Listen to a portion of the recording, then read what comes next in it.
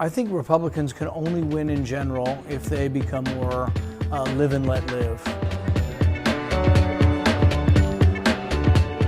Hi, I'm Nick Gillespie with Reason TV. We are at the Reboot 2014 conference, and we're talking with Senator Rand Paul from Kentucky.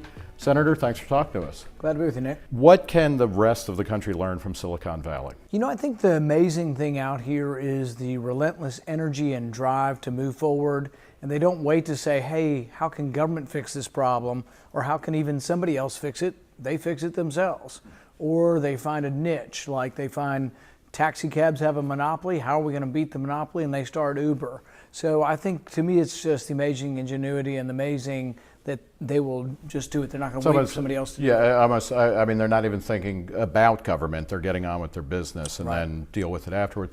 What can the rest of the country, I mean, what can Kentucky, what can the industrial Midwest, what can the South, or rather, what can Silicon Valley learn from other parts of the country? Well, I think one of the things that, Silicon Valley in some ways went, pretty Democrat. They supported the president. I think they just need to reevaluate and say, all of the things we do here, the success of Silicon Valley, would that happen if we had a big government that had internet taxes and internet regulation? Would Silicon Valley have ever developed if big government got in the way of the development of the internet? In fact, some people say that the beauty of the internet and why it's developed so phenomenally is every other industry that we have in the country is heavily regulated. It's one of the few industries that really has very little regulation. So why do you think that Silicon Valley it's gotten more politicized, at least since the Microsoft antitrust case in the early 2000s? But why has it gone so Democratic then? I think they're not completely comfortable in either party. And I know you and Matt have written about, the demographics of where people are. And I truly believe the conclusion that a plurality of people are no longer Republican or Democrat. And Silicon Valley, I would put right in that sort of demographic. If you ask people out here, are you more fiscally conservative, less taxes than the president, less regulation? They'll say, yeah, I'm more conservative than the president. Are you more moderate or liberal on social issues than the Republicans? Mm-hmm. Yes. So they don't fit neatly in either category, but I think they're also prime for someone who will come to them with a message that is not entirely Republican and not entirely Democrat. You gave a speech here at the Reboot conference, and you were talking about how regulation, a company like Uber or many internet services, they create their own regulation where both the drivers and the riders are being regulated.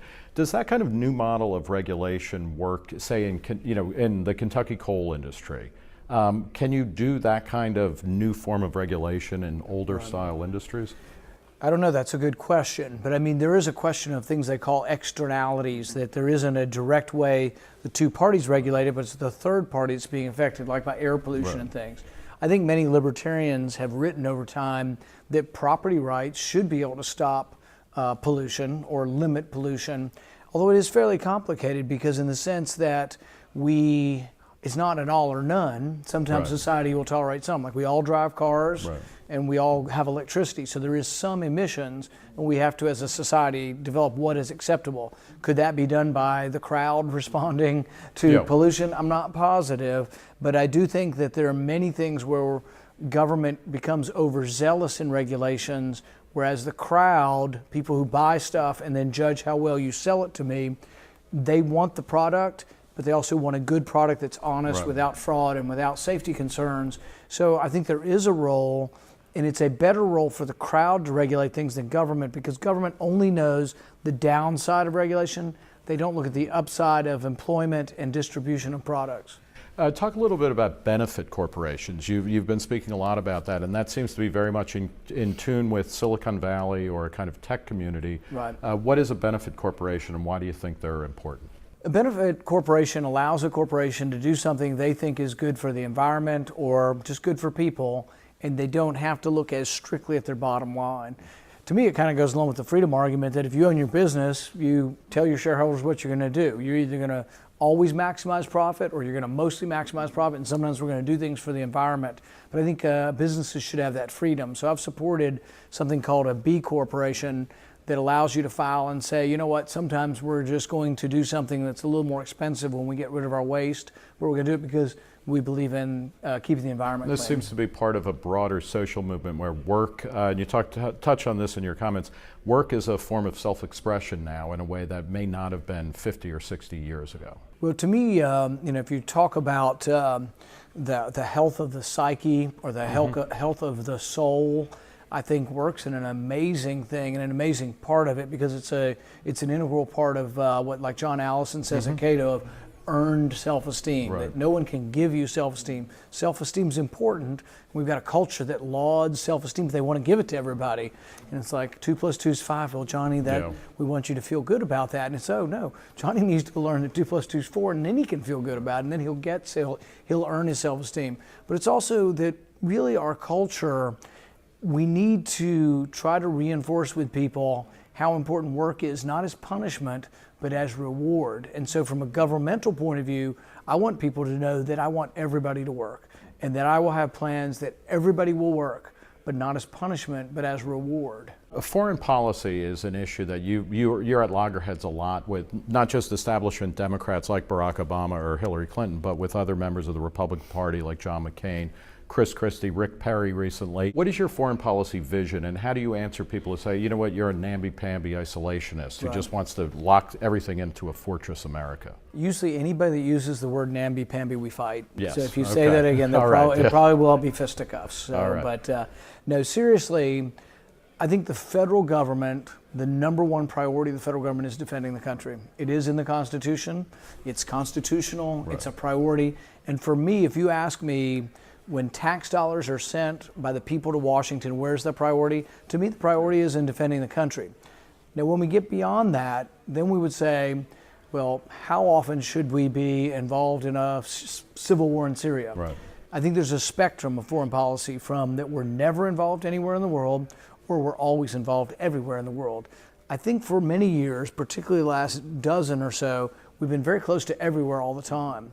But I think there have been times in our history, Eisenhower, Reagan, the first George Bush, where we were much more towards the middle, where we said, you know what, war's the last resort. When we go, we vote on it in Congress. The people's representatives have to vote. That's what the Constitution says. We go reluctantly, or as Reagan said in one of his first inaugurals, which I really like, he said to potential adversaries, he says, don't mistake our reluctance for war for a lack of resolve. And I think that's a good way of putting it, that we should be reluctant for war. And I think America wants someone who will defend the country, but they also someone who's wise and is not eager for war. How can this be a hard sell to Republicans? And it seems to be. I mean, to the establishment, they're like, no, this is all wrong. I mean, Dick Cheney is having his 5th through 10th heart attack every time you say something like that. I think a few people in Washington don't really represent even the Republican movement. If you ask people right now, should we send American GIs back into Iraq? A majority of Republicans say no. In fact, my allegation, or what I would allege, is that if we had 100 American soldiers who were volunteers and they were sitting here in the audience and we asked them, do you think we should go back and that you should be sent back? I think they'd say no now. So I think really the opinion has shifted, but the policymakers, I think, are a lot of times a decade behind the rest of the public. Is it going to be hard to untangle the military-industrial complex that Eisenhower and other people warned about? Because when you start to say, you know what, and the budget plans you put out, it's not like you decreased baseline defense spending either by much, if at all, but the contractors, all of the people who are on the tit for military-industrial work, I mean, that's a lot of money. You know, even like today, I ran into a guy who says, I was military, my son's military, and he's worried about a strong national defense. Even this gentleman, when I say, that I believe it's a priority, but then I say, you know what, we should audit the Pentagon because we can't have a strong national defense if we're paying $1,000 for a hammer or $1,000 for a toilet seat. So we do have to, even if you do believe national defense, which I do, is a priority, you can't write unlimited checks because you'll bankrupt the country. And the quickest way to, sort of the decline and fall of America is bankruptcy. People have said that the biggest threat to our national security is bankruptcy. So really, I think believing in responsible spending, even for military, is a strong national defense position. Reason recently did a poll of millennials, a national poll. Only 22% call themselves Republican or lean that way. Millennials, there's 80 million of them. They're going to be they're the future demographically, politically of the country. They're in favor of gay marriage. They're in favor of pot legalization. They're in favor of vaping. They're in favor of online gambling. Can the Republican Party shed the social conservative issues, which seem very central to its concerns, and get with millennials, or how is that going to work? Can they win millennials without becoming more libertarian? I think Republicans can only win in general if they become more live and let live. Leave me alone. The leave me alone, Grover Norquist will talk about this sometimes, this leave me alone coalition. But the coalition, in order to work, and this is what a lot of people don't realize, they say, oh, well, we want Republicans just to be the pro-choice, pro-gay marriage party. It may not be that, but it may be that there will be people in the Republican Party who have those positions and some who don't, and that we kind of all get along because we believe in limited government, and then we acknowledge, you know what, maybe the federal government's not going to be involved in some of these issues anyway. And I think that live and live, agree to disagree kind of amalgamation of people in the party will allow us to be big enough to win. And I agree with you like on young people, but I think also some other libertarian issues like the right to privacy, the NSA overzealousness and the overbearing NSA. Young people are concerned about their cell phone. That's the main thing they deal with every hour of every day. And I think if we became the party that is going to protect their privacy, I think that you could get us a large switch of Republican vote. Or youth vote for Republicans. Final question. The Export-Import Bank is coming up for reauthorization. This is an FDR program from the mid-30s. It helped subsidize purchases of American goods in the Soviet Union. It is one of the great clear cases of crony capitalism. You voted against reauthorization in 2012. Are you going to vote against reauthorization again? Yes or no? Absolutely. And I think that's a big part of, if I'm a Republican, I'm going out and saying, you know what, we have limited resources and we can't have everyone on food stamps.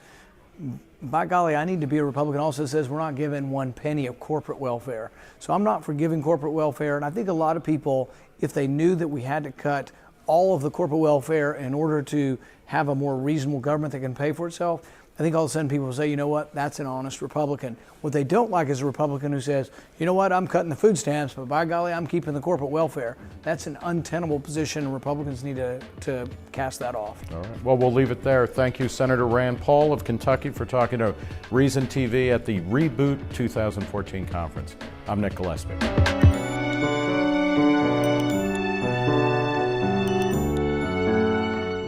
About government, they're getting on with their business and then deal with it afterwards.